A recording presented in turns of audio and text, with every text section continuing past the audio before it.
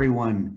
It is July 23rd, 2020, and this is Mediation, the New Possibilities Hour with our special guest, Claire Plotkin of YourNextJury.com. We're here to raise money for food banks. This is part of the Will Work for Food project organized by Natalie Armstrong. There's no charge for these valuable webinars.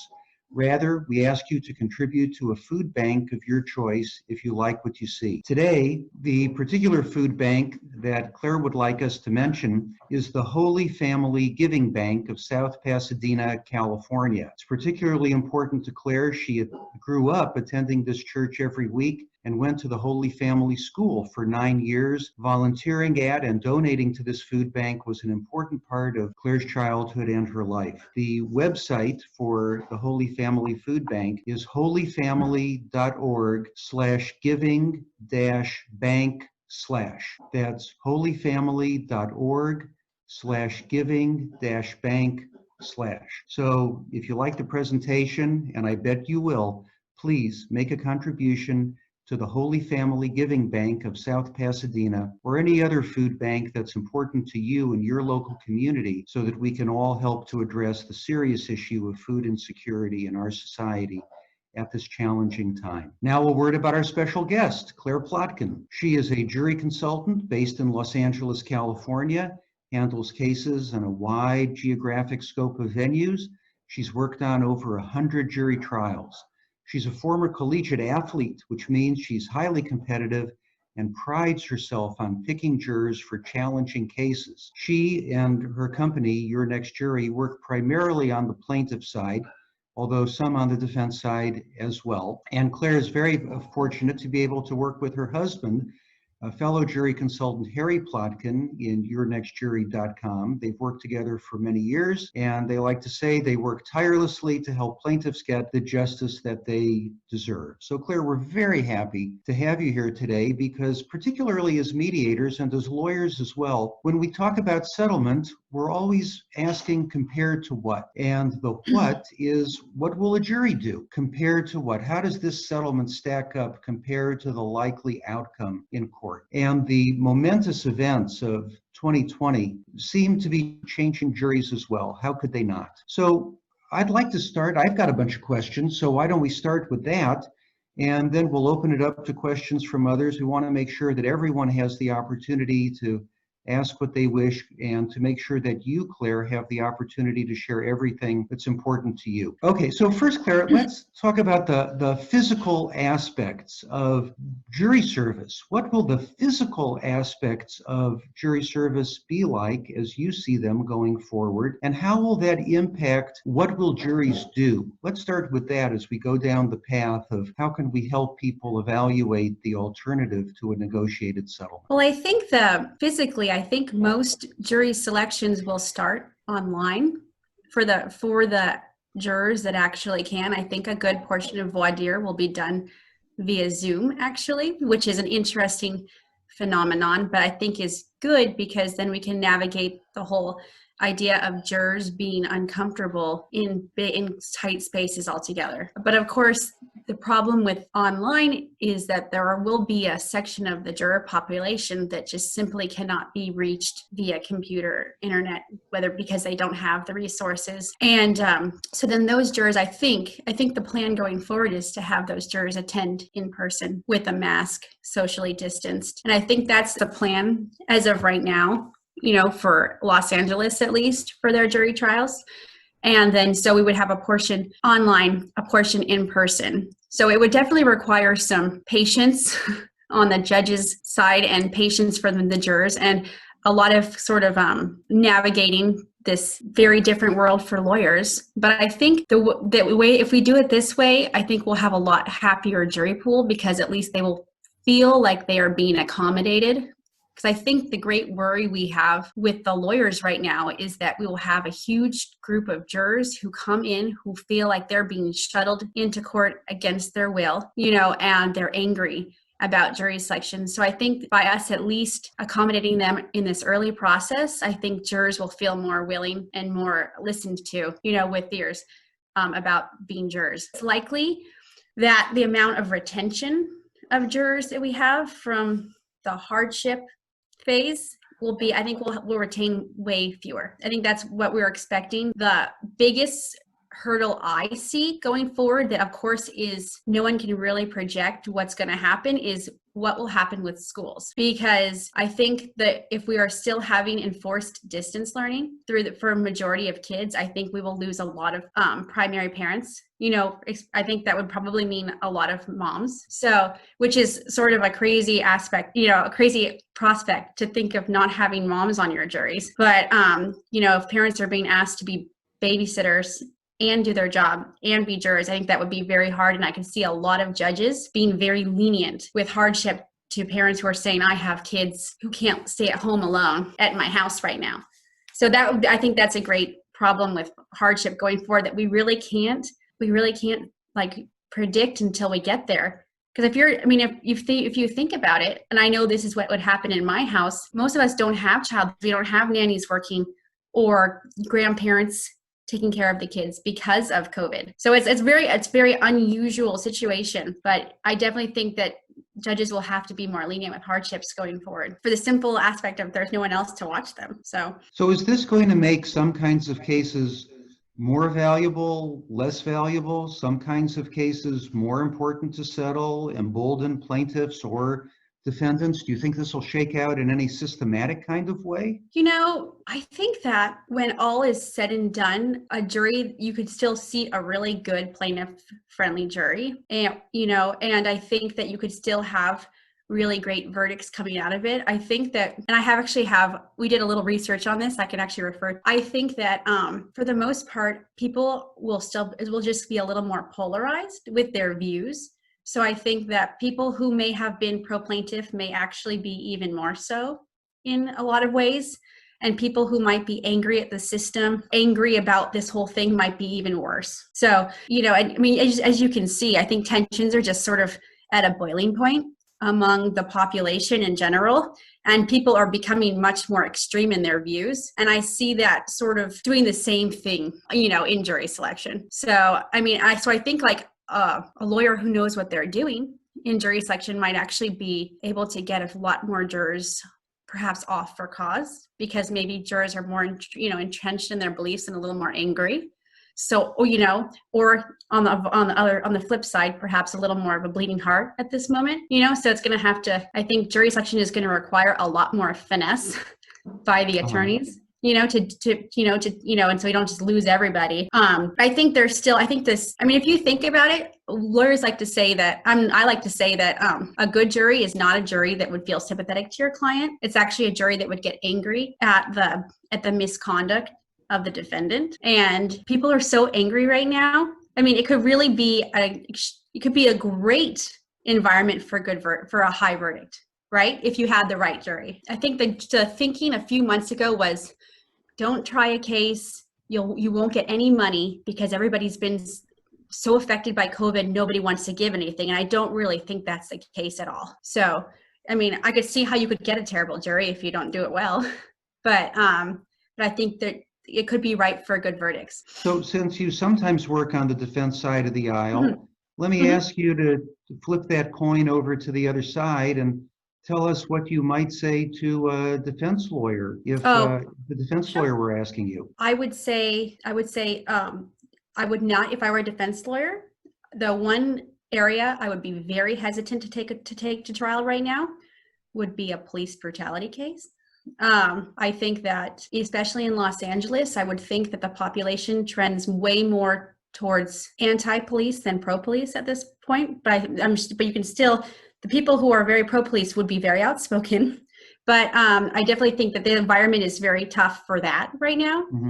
But I do think, maybe I would think that if you have a lower level damage case, like not a wrongful death or like a really serious injury, but like, I don't know, a minor TBI or something, I don't think there's really anything wrong with taking it to trial right now. I think you could.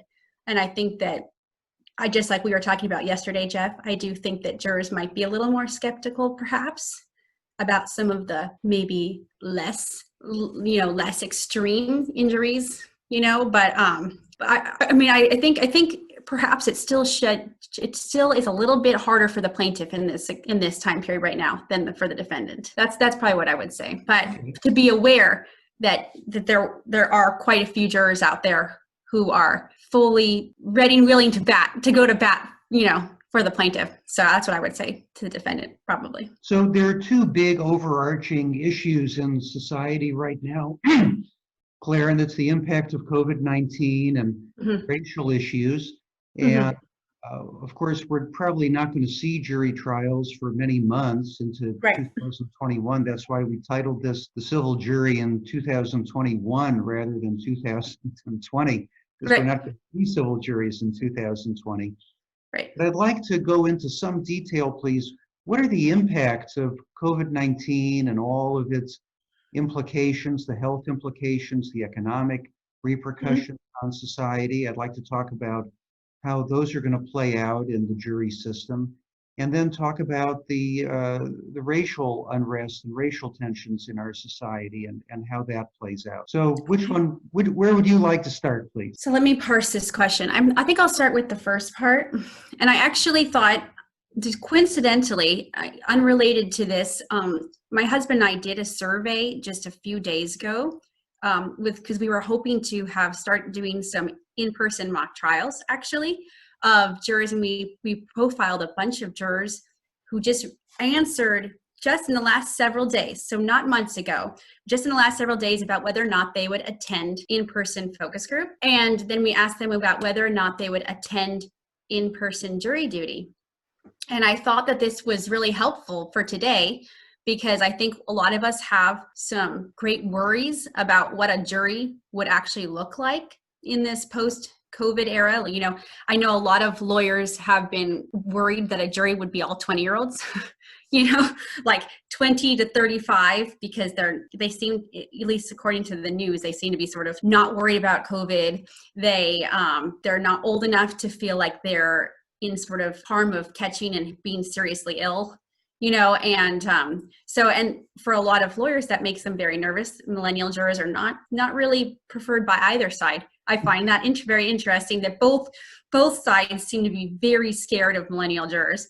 But as I often play chicken during jury selection, let's see who's going to strike this millennial first, But I found that our results were very interesting. So the kinds of questions we asked these jurors, and keep in mind, these are the jurors who would sign up online to group in the first place. So a little skewed, perhaps there are some people who wouldn't even consider signing online for a focus group. So maybe those people might be a little less willing to go to court, but we'll talk about it anyway. So we asked them, would you be comfortable and willing to serve? Or would you report for jury duty and then try to get out? Those kinds of questions. And 54% of jurors surveyed said they would feel comfortable serving. 54%, which I actually thought that it could be something like 15 to 20%. I mean, I really thought it could be as low as that. And 21% said they would feel uncomfortable or unsafe. 20% said they would plead hardship. So I find that not a shocking number at all. I mean, in jury selection before COVID, we'd have at least 20% plead hardship. So that, and then, but what's really interesting is we did a demographic breakdown of who said they would be willing to serve. And that's what I found the most interesting. Jurors who were willing to serve were actually older than average. Okay. So it wasn't our 20-year-olds were willing to serve. It was actually younger jurors were more willing to claim hardship. 64.5% of jurors in their 60s were willing to serve. In person. Once we got to 70s, the number changed. But 60s, I found that very interesting. Jurors in their 50s were 60% willing to serve. Jurors in their 40s were 53.8% willing. And then jurors in their 30s were 51% willing. Jurors in their 70s were only 50% willing. So we went down almost 15%, right? From 60s to 70s, which doesn't surprise me. Actually, I would have thought 70s would have been lower. But yet, jurors in their 20s were only 33% willing to serve. Found that very interesting. It seemed actually like jurors in their 20s were more willing to claim hardship. So, if you think about it, when in your 20s, most 20-year-olds have amassed very little to to any personal wealth. So, and probably living more paycheck to paycheck.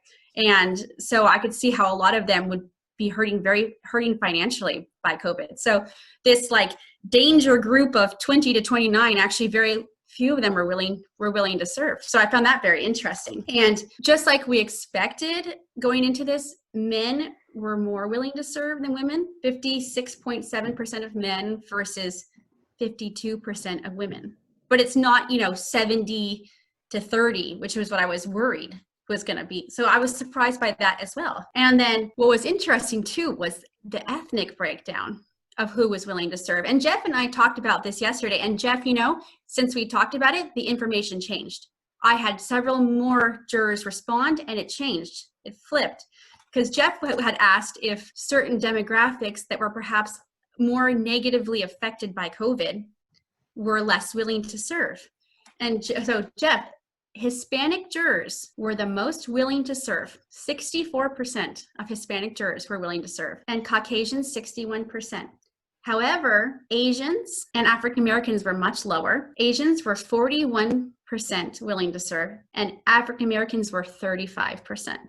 So, Jeff, you had guessed that African Americans would be less willing. You were right. The numbers changed significantly as of yesterday, actually, because before yesterday, there was no significant difference in African Americans being willing to serve. But then we had several more sign up who said they were not willing. So I found that interesting. And then crazily enough, jurors who identified as other, only 30% of them were willing to serve. So I don't know what in their mindset causes them to identify as other that perhaps makes them a little more, maybe, I don't know, maybe more liberal, I'm not sure, but a little more different, but only 30% of others were willing to serve.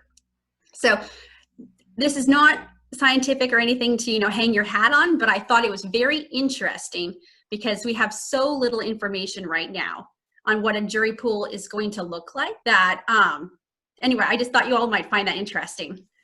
So, Claire, the first thing that comes to mind when you talk about the willingness of people in their 60s is, I just got to say, okay, boomer. I think that's great. But the second thing is, given what you've said about age and race and ethnicity and all that, those are I think, the archetypes of the more conservative, more defense-oriented jurors. Where jurors in their 60s? Older, and with what you've said about gender and race and ethnicity, I think those are some of the traditional stereotypes of the more pro-defense jurors. Where are the pro-plaintiff? Maybe I'm wrong, but where are the more pro-plaintiff jurors gonna come from with those kind of statistics? I actually, I don't quite agree. I mean, I've had some amazing jurors in their 60s. I think that, yes, 60-year-olds can be more conservative. However, 60-year-olds also have more life experience, especially like in an employment case. I would take a 60-year-old juror who's had an amazing employment background, who's worked for one employer for 25 years and has only been treated well. I would take that person, that could be a really good juror, as opposed to a 25-year-old who's had 6 different employers and has no sense of, of career passion or anything. You know what I mean? Because if you have an employment plaintiff who lost their job after working somewhere for 40 years and could never find another job, and their job was their life, an older juror can understand that. And that resonates with them. A younger juror is like, you can find a new job in 2 seconds, So I don't necessarily feel like a 60-year-old juror is worse. I mean, a 60-year-old white man who hates lawsuits and who is angry at people who think they deserve money. Okay, well, yeah, I know I don't want that guy. But I mean, these statistics don't necessarily tell me that. I don't know. I think I'm hesitant to make any juror suppositions based on demographics alone, because I feel like everybody is different and everyone's life experiences are different. But I still would be nervous about a jury that was all 20-year-olds. I would. So that we can all agree on that one, I think. Okay, now let's turn to the very sensitive topic of race, the racial unrest and tensions in our society, and how you think that will play out in terms of what juries will look like And the important question for us as mediators and lawyers, how we go about valuing cases and deciding whether or not we want to settle them or take them to trial. Well, I think that especially in a very socially conscious, more liberal area like Los Angeles, I think that people are just becoming even more aware of acceptance of people of color, the plights of people with color, and I think they're even more sensitive to all of the disadvantages that someone of color has, growing up just from the moment they're born, right? And so I think that certain kinds of cases, like perhaps let's think a case where it's terrible housing, with some sort of maybe tenant slumlord kind of thing where they're sort of preying on people of color, like that kind of case could be, that could be really dangerous to take to trial right now. Like I said before, police brutality, I would be very nervous to take that kind of case to trial. Maybe some sort of employment dispute where someone is very clearly is showing a pattern of, I don't want to say racism, but perhaps, taking advantage of employees of color, or for that matter, sex harassment right now is still a very big deal. With the Me Too movement has not blown over yet. I think you do have quite a few jurors who are very angry at the Me Too movement, but in my experience in the past few years, the amount of awareness and education of the jury regarding the Me Too movement and the amount of jurors that you say stuff like, when you ask a question like, who here thinks that if you didn't report sexual harassment right away, that it must not have happened? The amount of jurors who say, absolutely not, victims don't report because they're afraid of retaliation. The amount of comments like that in jury selection now is 3 times the amount of comments I got probably 5 years ago. So there's definitely a much more of a pro victim, and societal impact than there was 5-10 years ago. And so I would definitely say, obviously people understand that if you don't have facts, if you don't have evidence, they won't just give you a verdict, right? But they're much more willing to be open to believe in a victim than I think they were in the past. So that's something to think about. I would say also, if you have that has any sort of incriminating video, I think jurors right now are very, very aware and very attuned to any sort of video evidence. So whereas I think cases where it's just he said, she said are in some ways harder now because jurors, their immediate reaction is everybody here has a cell phone camera, or there's cameras on intersections, that kind of stuff. So if this happened, there would be video evidence, that kind of thing, Mm-hmm. So that's definitely a lot that I've seen in my own experience in the past. Because I was picking juries up until literally, I think about March 12th, maybe. So I had 3 trials that got stopped mid-trial because of COVID. So I was picking trials up until we could not anymore. And then that's what I've seen. Does that answer your question, Jeff? Yes, it does. So let me ask you, Claire, are there other obvious things that are obvious to you that lawyers just tend not to notice for whatever blind spots that we have? What else can you open our eyes to that we might just be missing because we're lawyers and we're not psychologists? So with regards to valuing, jurors perceive valuing cases, how do juries perceive cases, helping people evaluate the alternative to settlement, which is going to trial. What do lawyers tend to miss that psychologists and jury professionals like yourself seem surprised that we miss so regularly? Well, the thing I just said is probably the first important one that comes to my mind, which is the importance and the value of more than just a he said, she said case. I mean, if a plaintiff only has, he did this to me, and there's very little to back it up, that's still, regardless of how extreme the examples are, it still is hard for, it's hard for a lot of jurors to truly value that, without having at least some sort of what they would call an unbiased someone else who can give corroborating evidence, that doesn't have skin in the game, and so that's definitely something jurors always look for. It's very hard for jurors to decide cases on just one person talking, and without any actual, written evidence, photographic evidence, or, another employee who said, I saw this too, that kind of thing. That's very hard. I would say another thing that I think lawyers overestimate is how I think that let me rephrase. I think that lawyers tend to overestimate how much jurors will just decide a case based on their client, which I don't think is the case.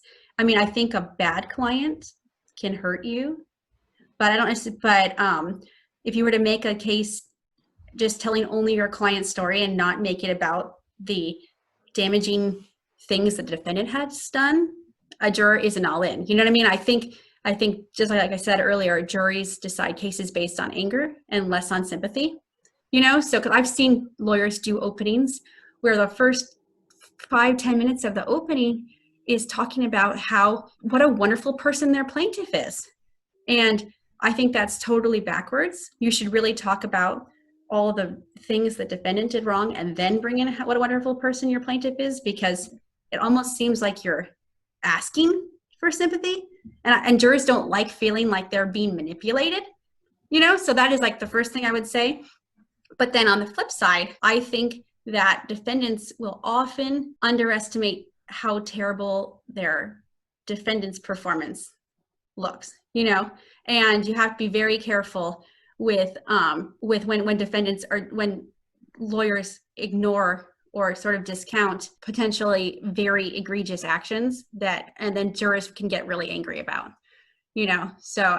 And I also would say defense attorneys have to be very careful, and I feel like I see this a lot. They have to be very careful with making comments about plaintiffs that I think they are. It's sort of like a smearing a plaintiff's character, but you have to be very careful about that because they can backfire in that you just look like a really terrible person making these arguments about a plaintiff. So that's something I would say you always have to be. There's a very fine line. Are you referring to sexual harassment cases where? That's a good example. Yeah. Where you sort of, for the lack of a better word, slut shame the plaintiff. Yeah. That there's definitely. I think that a lawyer is always more successful the more respectful and polite they seem. I think the moment you start to kind of be super negative and derogatory, I think it sort of brings your case down. So there's always, unless of course you have a jury that is completely on your side. But if for any jury that is sort of not decided and you start to be that angry, offensive lawyer, I think it really, let me give you an example. Please. I had a case in Ventura that actually we have prevailed in with a $13 million verdict in Ventura for sexual assault. And the lawyer, it was almost like as if the defense lawyer almost had like either a strike out or hit a home run mentality, So he went full, his mini opening was all about, these women were in a consensual relationship with this mental hospital employee. They wanted this. He was, they were in a time of need. That was his closing said, these women were in a time of need because they were mentally ill and he helped them through it because he was having sexual relationships. They were under 5150s at a psych facility. And one of our jurors who was actually impaneled was someone who'd been in a 5150 before. Uh-huh. And so talk about not knowing your audience. To tell a bunch of jurors, including someone who had been in a mental health facility before, that this employee was helping them through their time of need by engaging in sexual acts against their will. I mean, that is if you had a bunch of jurors who felt the same way he did, I could see that working. Otherwise, it's a complete strikeout, right? I mean, Jeff, I can see the look on your face. Yeah, You're thinking, how on earth would you say that? Right. Yeah. Right. But I mean, he was sort of going all in on, they'll find these women, sort of crazy and perhaps lower level people in society because he went in all in on the past drug use, past mental health episodes, children out of wedlock. So I think he was just sort of thinking like they'll see these women as just complete, useless people, and they'll agree with my points. But that's not how our jury was. Our jury was actually a bunch of almost all men, which was interesting, but a jury of a bunch of very thoughtful and fatherly. So when you have young women, they were all young women. So a bunch of thoughtful, fatherly males who were very offended, and that just lit a match on the whole thing to make that kind of argument in trial. So you had to be very careful with the incendiary arguments like that because they backfire more than help. Wow. So Claire, you also mentioned lawyers missing the idea or missing the point of their client being a bad witness or putting in Right. a bad performance. Right. What are the kinds of blind, and we as mediators, we're generally speaking lawyers too. What are the blind spots, points that we tend to miss? Why do we miss them, whether we're evaluating a plaintiff or a defendant? And what can we do about opening our eyes wider so that we don't miss some of these obvious flaws and come to better evaluations of how things will turn out if people don't settle? Well, I would say this. I think that any bad client, be it defendant or plaintiff, can always benefit from some prepping, so you can always I think for the most part, you can always make a poorly performing client look better. But yes, your point was that we often miss or don't appreciate how bad they are in the first place. Right, it's true. Like, for example, here's a bad plaintiff that I see a lot, and I think lawyers think they can kind of just gloss over, but it's the plaintiff who is trying to run the show. Okay, and you see it all the time, right? So they're constantly trying to tell their lawyer what to do.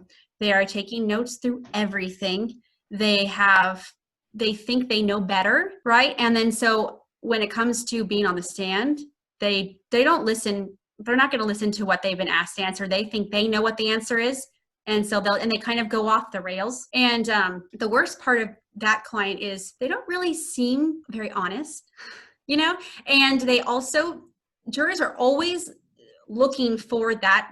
They're always wary. There's always that back of the mind that there's a plaintiff out there who might be just trying to game the system, right? So the more you look as if you are sitting there on your lawyer's shoulder and sort of pulling the strings, there should never be a client who looks like they're pulling the strings in the back of trial. Ever, never, ever, ever. And so the first thing jurors think is, what are they hiding? What are they trying to hide? All this over explanation, all this whispering, like what is going on that I don't see? And then they become skeptical, right? So that's never a good client from a plaintiff's perspective. And I see it a lot, and sometimes you have to pull the lawyer aside and I have to say, this is not going to go over well in trial. And maybe you should consider not taking this client to trial.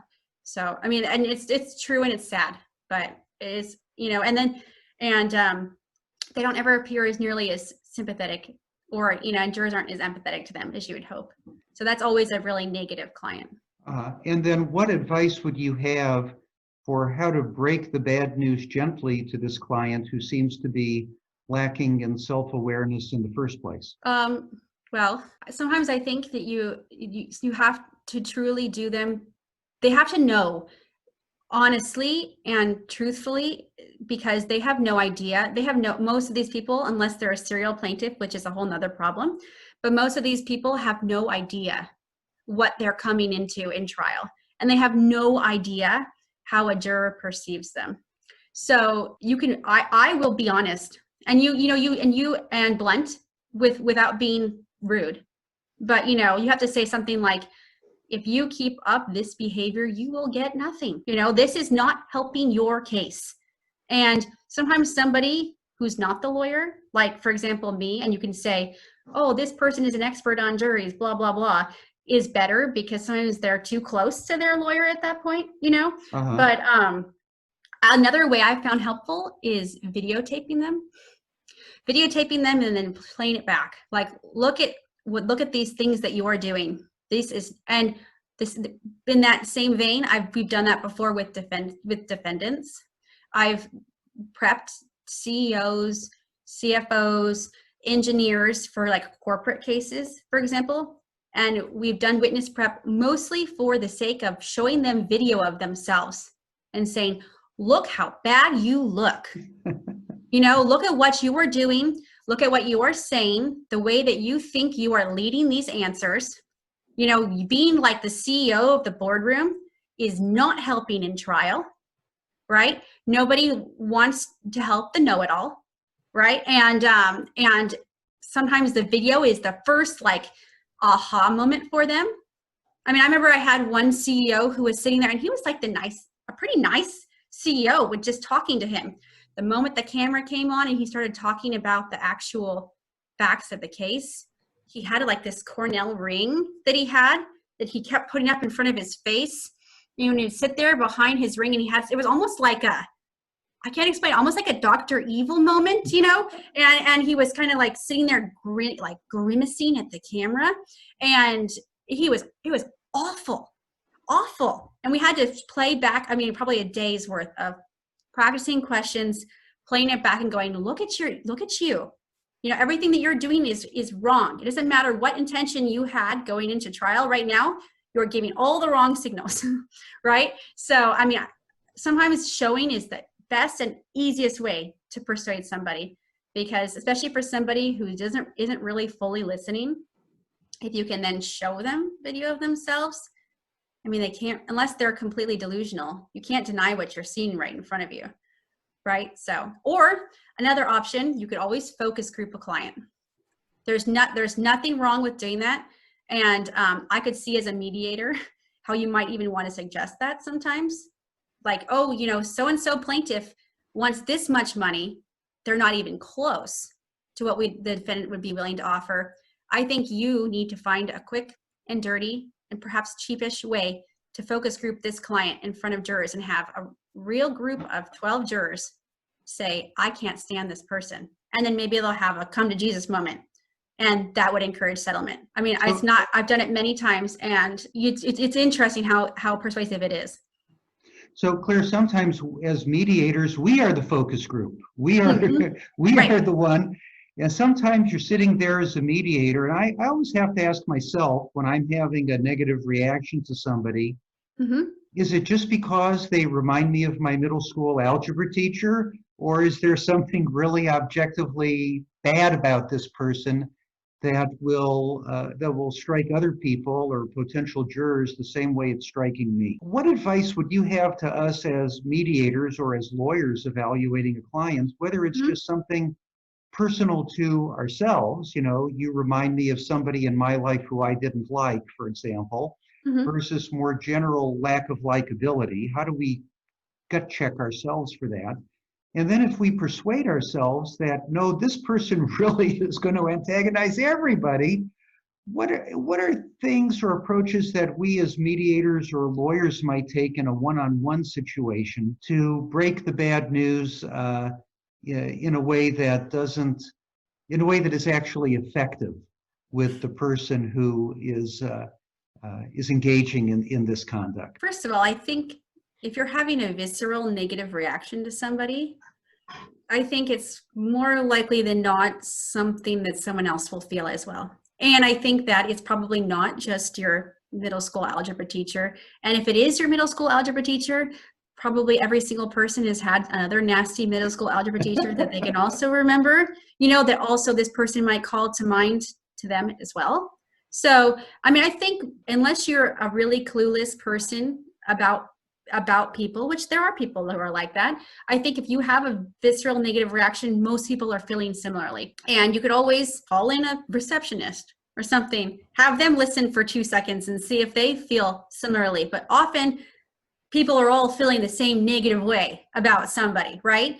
For even if they can't particularly put their finger on why they dislike or like somebody, there are people who come across as warm and wonderful, and there are people who come across as nasty, right? I mean, that's just the truth.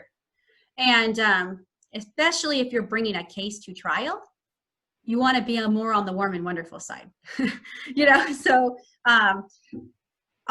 in terms of what kind of advice to give to somebody who really comes across terribly, there are a couple ways to handle it. First of all, you can really, if the person is that terrible, but the facts of the case are that great, you just really minimize that person.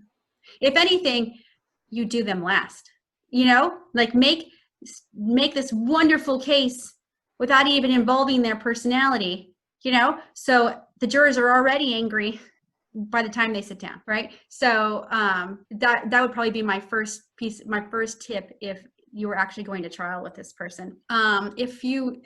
If it was really, I'm thinking back, I had one case where actually it never even went forward, and I think since then the client has actually changed counsel again. So the lawyers that hired me are now not even retained on the case, but this client was just really, really, really rough. The kind of like client that nobody wants, where they email them 15 times every night because they're working on their own case at night, and emailing the lawyers and expecting the lawyers to respond first thing in the day, right? That kind of client. And we just did that. We did a focus group of her because there was no other way. She wasn't going to listen to her lawyers. She thought she knew better. I mean, when she met me, she had to have a meeting with me alone, without the lawyers involved, to decide that if she liked me enough to hire me. I mean, she's just that kind of person, So yeah, we weren't going to do anything persuasive. It had to be a bunch of jurors who would be, and we had to say, this is the venue, this is what your jurors are like, this is what they think. And you have them watch the whole focus group, and you have them watch them deliberate. She watches them deliberate, and here's the negative or positive things that they say about her. And that's just, and it's just the medicine that you have to take, and sometimes it's really hard for them to hear, but it's, how else are you going to persuade them at all? I don't think it's really possible if they don't trust your opinion for you to persuade them. So some sort of objective non-party has to persuade them. Yes. And often as the mediator, we step into those shoes, and Right. your tips in that regard are very, very helpful. We're so glad you're here. Thank you so much. I think all so. around. Yeah. This has been an absolutely incredible hour. Thanks to all of you who participated, all of you who were here. Claire, your presentation was just fantastic. Thank you so much for being here and for lending your time and support to the Will Work for Food project. I want to mention once again the Holy Family Food Bank. That's holyfamily.org/giving-back/. And Natalie, thank you so much for organizing the overall Will Work for Food project. We're over $40,000 now. Is that right, for food banks around the world? Jeff, we are actually now over $43,000. Wow. For the Will Work for Food. Congratulations. Congratulations. Thank you. The legal industry and mediators, arbitrators, neutrals around the world have been incredibly generous, Claire, incredibly generous. That's wonderful. That's fantastic. So thanks to all of you for supporting food banks. Thanks to all of you for being here. More people can hear of it and support the Holy Family Food Bank and other food banks of their choice. And with that, thank you very much.